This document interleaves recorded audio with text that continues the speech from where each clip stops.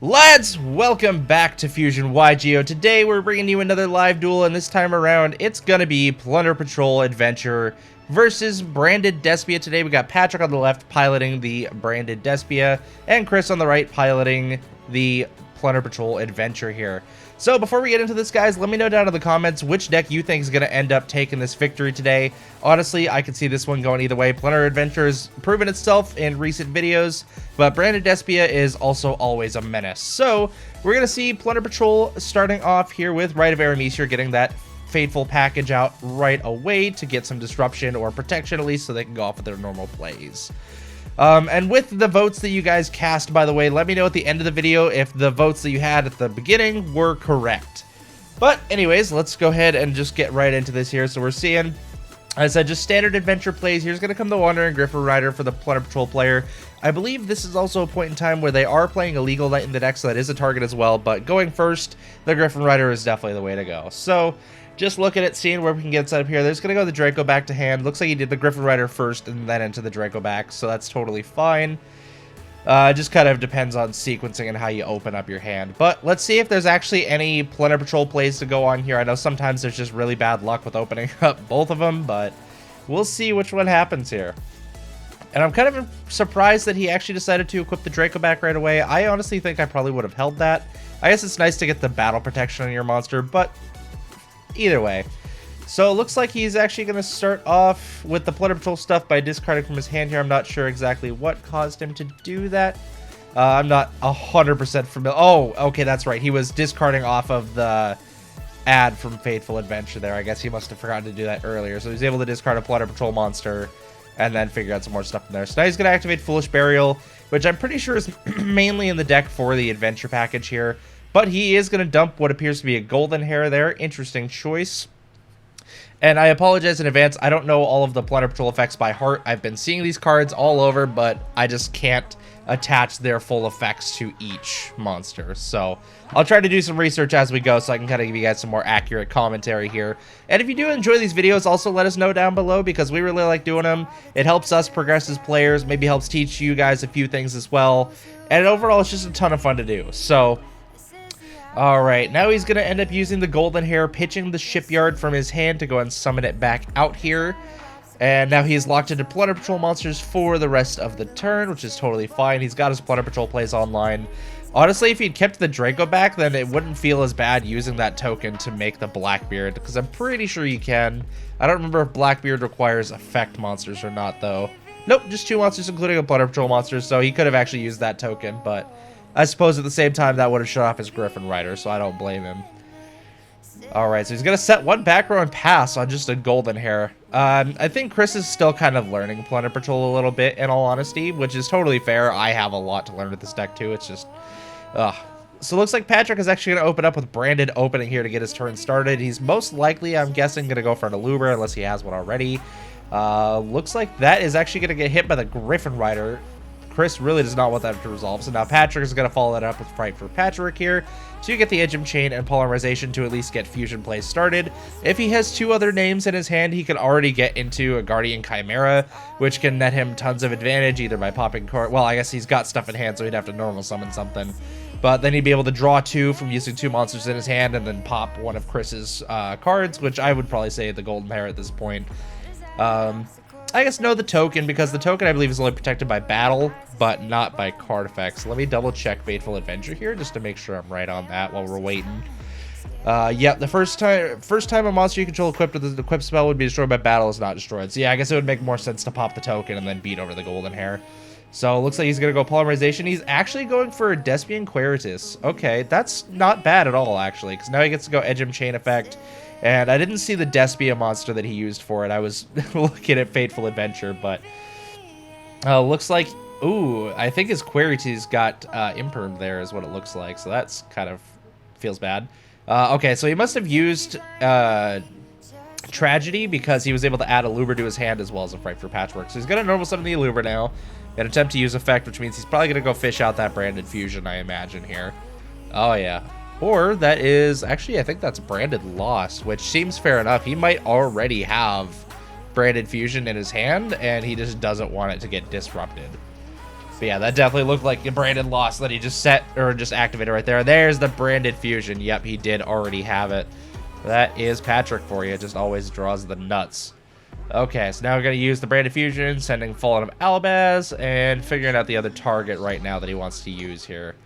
And he's going to use Fairy Tail Snow. Oh, that is so big brained. I believe that will get him into an Albion, if I remember right. Once again, I'm not like an expert on Branded or Despia, but yep, that is definitely the Albion there, which will allow him to go ahead and, let's see here, fusion summon another level 8 or lower fusion monster by banishing the materials. Okay, so yeah, he's going to use that effect, and he's explaining to Chris the Branded Lost effect right now and why he can't do anything in response to it. Looks like just kind of taking some time to discuss over this and make sure everything's all good to go. I'm not entirely sure what's going on right now, but we will get that figured out. Okay, so he's actually going to use the Albion as a material with the Fallen of Albaz. Kind of intrigued to see where this is going. So, oh, he's just going into Mirror Jade. Okay, that's fair. I don't know why, like, that was even something I was not sure on, but that is what it is. So we got an Albaz, Mirror Jade, and a Querites set up. He can definitely hit in for quite a bit of damage. If I remember right, it'd be like 55 plus another 18. Be about 7,300 damage. So it seems like he's just shy of game if he uses that Querites effect anyways. So let's go ahead and see what he's got planned here. Yeah, because he definitely doesn't need to use the non-targeting banishment right now. I mean, like, nothing on Chris's board is a threat, and if you just use Querites to blanket them all to 0 attack, then it wouldn't even matter. Although I suppose that would also reduce his Aluber, so it would only be 5,500 damage in total, but looks like he's just going to attack into the token. Fateful Adventure is going to protect it. He's going to attack it again. I'm not sure how that Aluber destroyed it, because that should be a 2,000 attack point monster. So, I'm not entirely sure what happened there. Even if he did use Querites, I believe that would also blank his Aluber as well. Let me just double check this effect here to make sure that I'm not missing something here. I know these guys are usually really good about catching stuff, but I just want to double check. Yeah, change the attack of all monsters currently on the field to 0 till the end of this turn except level 8 or higher fusion monsters, so that Aluber would have also been 0 attack if he'd used that effect. And that he would not have been able to attack over that token. But I suppose you live and you learn. I'll let them know after this video, most likely. But looks like Despia is going to take up game 1 here. Just amass too much for Plunder Patrol to deal with, especially with that kind of rough opening hand. But let's go ahead and get into game 2. And while they're shuffling up, guys, I just want to let you know that we do have a giveaway going on right now. For every 1,000 subscribers we hit by the end of 2022, we will do a giveaway. The first one's just going to start off with a booster box of the most recent set. And then for every 1,000 after that, we're going to add on to that and just keep going from there. So for each one, there will be a booster box, and then there will be more stuff added on with each tier. So just letting you guys know, if you do come back for the content regularly, go ahead and hit that subscribe button. If you're already coming back, why not, right? Totally free, and it does a lot to help the channel out. So, all right, let's see which deck's going to end up going first here. I feel like it's probably just going to be Plunder Patrol again. It kind of makes sense, but at the same time, I almost feel like it might be beneficial for them to go second and try to use a Legal Knight to break Despia's board and try to climb over stuff, especially because then attributes are already established, so it makes it easier for the Plunder Patrol plays to go off. And since he knows that Patrick is on Despia, then there's light and dark targets to easily get into more work or even lists. Brawn isn't necessarily as helpful in this situation or as easy to access unless he uses Ash. Ooh, okay, so looks like he's actually going to be starting off with the... Oh, he was trying to use Bluebeard into Bluebeard, but realized that he won't summon himself when a Bluebeard is normal summon. So he's actually going to normal summon Whitebeard and special the Bluebeard from hand, so... Really nice that Patrick was allowing him to take that play back. Most people are not that nice about it. And in actual tournament play, you definitely can't get away with that. But for the sake of Chris learning, Patrick's okay with it. So now we're going to get a couple of effects off here. He does have Bluebeard on field, and he's going to use the floating effects here. I believe, let's see here. So Bluebeard allows him to discard a card and draw a card, and I don't remember off the top of my head what Whitebeard does when he floats. Let me go ahead and look really quick. Okay, so that one, you can special, with Whitebeard, you can special summon a Plunder Patrol from your deck, except for himself, and you are locked into Plunder Patrols for the turn. So it looks like he's going to summon out a Redbeard. Totally makes sense there, actually. And I believe he just discarded the other Bluebeard to draw. I'm not sure. I might have missed that, but Yep, he's got Redbeard on field now with a Bluebeard, and he still has a Black Eyes in hand. He has a lot going on here. Okay. So I think he's just kind of asking questions about these cards to make sure the interaction's going right here. And let me just look up Black Eyes to make sure I got this right. Yeah, so he gets to target a Plunder Patroller's graveyard, special summon Black Eyes, and then add the monster in the graveyard to his hand. Oh, and then if it's sent from the hand or monster zone to the graveyard, he gets to target a Plunder monster in his spell and trap zone and special summon it in defense. Okay, that's pretty good. So that way if he tags out into something, but he doesn't have any attributes to tag out into right now since he's going first currently, so that does kind of mess him up a little bit. I really do feel like Plunder Patrol is a much better like going second kind of board breaking type of deck and then just grinding from there, but it can do some decent stuff going first because it does have quick effects that allow you to tag out during your opponent's turn, and then if those monsters that you tagged out into have Plunder Patrols equipped to them, then they have quick effects. So I guess it really does work either way. It just kind of depends on how you build it and how prepared you are to handle board breaking type of stuff. So we'll just go and see here. So he's actually just going to overlay it to Bahamut Shark. Looks like he's just going to go for the Toad play here. Oh, or maybe not. He might have realized something was off there or just realized that wasn't the play. He hadn't fully dedicated to it yet, so just seemed like that was the direction he was getting ready to head. Oh, no, it's because he's locked into Plunder Patrol monsters. Duh. I literally read that effect twice and then already forgot. My apologies, chat. And I don't know why I just called you chat, but that's okay. All right, so Chris kind of thinking out the rest of his plays here. Honestly, I think this would be an okay point to just pass turn. Sure, it's not necessarily great having the Black Eyes on field, but if nothing else, when you tag out into stuff, you can use Black Eyes to float and special summon something else that might get you more effects. So, but he at least has two monsters that can tag out right now in Blackbeard and Redbeard, if I remember correctly here. I'll just double check all this so I'm not messing anything up for you guys. But yeah, I know for sure Blackbeard can tag out, and then Redbeard as well during your opponent's turn can do it as well. So he has two monsters that are able to tag out, and Despia has light and dark monsters, so it should be no problem. Ooh, Patrick is actually going to normal summon Albaz, though, and attempt to super poly away by discarding the Edgem Chain, which is just really good. But Chris is actually going to respond by using the Blackbeard, which I'm pretty sure is what Patrick was trying to super poly there, and summoning into a Moerk. So Patrick is actually just going to go crash the Fallen of Albaz into the Moerk here. How did... Oh, no, he's... Okay, it was on Resolution. He was fusion summoning. Chris kind of misplayed there. I see what happened. Yeah, because you don't have to target with Albaz just on Resolution. And then since he summoned a Moerk, that gave him the target he needed to get a Mirror Jade out for free. That is very unfortunate. And now he's going to use Mirror Jade's effect actually to dump the Albion here to banish. I'm going to assume the Redbeard. I would be most likely, but it's non-targeting, so he doesn't have to decide until Resolution. And there we go. There goes Redbeard. Honestly, I think I might have tried to tag out there as well, because that way you can at least keep the Redbeard in rotation so that it doesn't get banished. But at the same time, I guess I kind of understand just leaving it be, so, and not wasting resources. All right, let's see what Patrick's got going on here with his stuff. So he's going to add the Fright for Patchwork since he did discard that Edgem Chain earlier. I believe that was just in the same chain as the Mirror Jade, but Mirror Jade was Chain Link 2, so that allowed him to get that. All right, now he's still got a full hand to go off here, so he's going to special summon the Tri-Brigade Kit because he does control a fusion monster that lists Fallen of Albaz. That is actually pretty good. That'll allow him to just add Branded Fusion too, so that he can still do more. That is really good. I think he's deciding though if that's actually the correct play to go with, or if there might be a better option.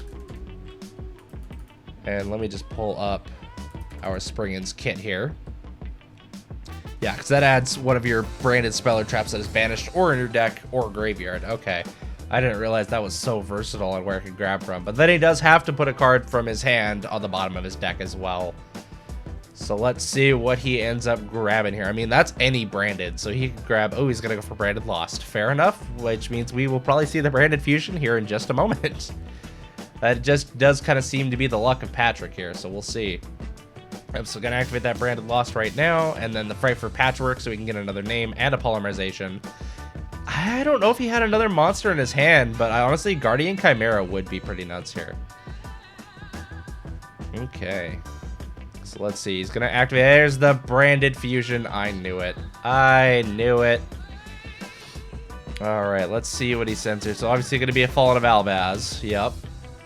And then, ooh, Despian Tragedy. He's going to get another monster search. So there we go. He's basically going to have everything he needs for the Guardian Chimera right now if he decides to go into it. Honestly, I just want to see it touch down because it is such an insane monster. So here's actually going to go Libellion. So on the chain link here, he's actually going to, I believe, chain link 1 Tragedy and chain link 2 Libellion, but we'll find out here pretty quick. Let's go and see. Yep, so Libellion's going or resolving first. So he's going to ditch the dimensional barrier, which is kind of fair. It's really hard to call something specific with Plunder Patrol. And then now he's going to be able to fusion summon. Oh, or is he going for the Tragedy here? Oh, there's the Tragedy ad for Dramaturge. Okay. I am definitely curious as to what's going on here. There's Tri-Brigade Mercurier. Okay, am I missing something? I feel like I am desperately missing something here. Hold on. This can't be right.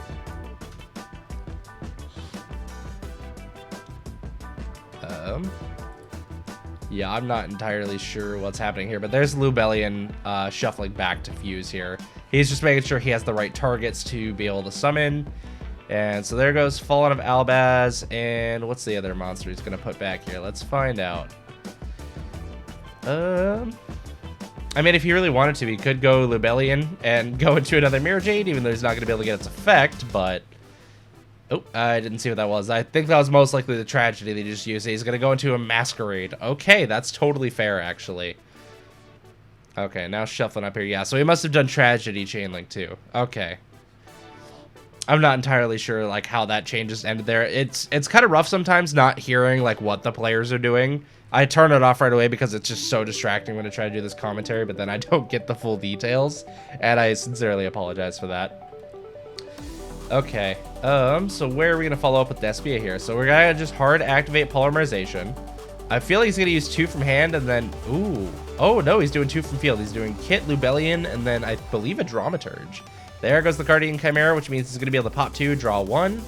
So going to pop both cards on Chris's field. He's going to get the Dramaturge to summon back. Man, Despia, like for a fusion deck, is really, really good at amassing advantage. This is actually just insane to watch. Unfortunately for Plunder Patrol, I think this is probably going to be it here. Patrick kind of has a lot of damage on field. Plunder Patrol is basically out of resources at this point. It's just not going to be a very fortunate ending for Plunder Patrol. I think Chris is going to try to stick it out, see if maybe he has enough life points that he can try to make it to the next turn. But I don't know if there's going to be a whole lot of hope for him, especially with that Masquerade on field. It's going to be making him pay 600 life points every time he goes to just use an effect. So we will definitely see here. All right, Patrick kind of calculating of damage right now, trying to see if he can make it for game. I mean, with all the monsters here, that should be more than game. Yeah, I mean, just the Mirror Jade, the Masquerade, and the Guardian Chimera are like basically game, and then Dramaturge on top of that. That is definitely lethal. So let's just go ahead and see what happens here. Is Patrick going to overextend, or is he just going through his graveyard? What? Oh, he's using Fairy Tale Snow. What? That is just bonkers. That is definitely the definition of overkill right there, but I guess he just wanted to prove that he could go overkill with it, I guess. So, yep, here's going to go battle phase for game, basically, here. So we're going to, yeah, attack with Mirror Jade, Snow, Masquerade. Let's put Chris pretty low here. He's going to set one and pass. Why didn't he attack with everything else? Oh, okay. Chris is going to reveal Interrupt Kaiju Slumber. Okay. Oh, boy. I am not sure what's happening here, guys. This is very, very interesting to me.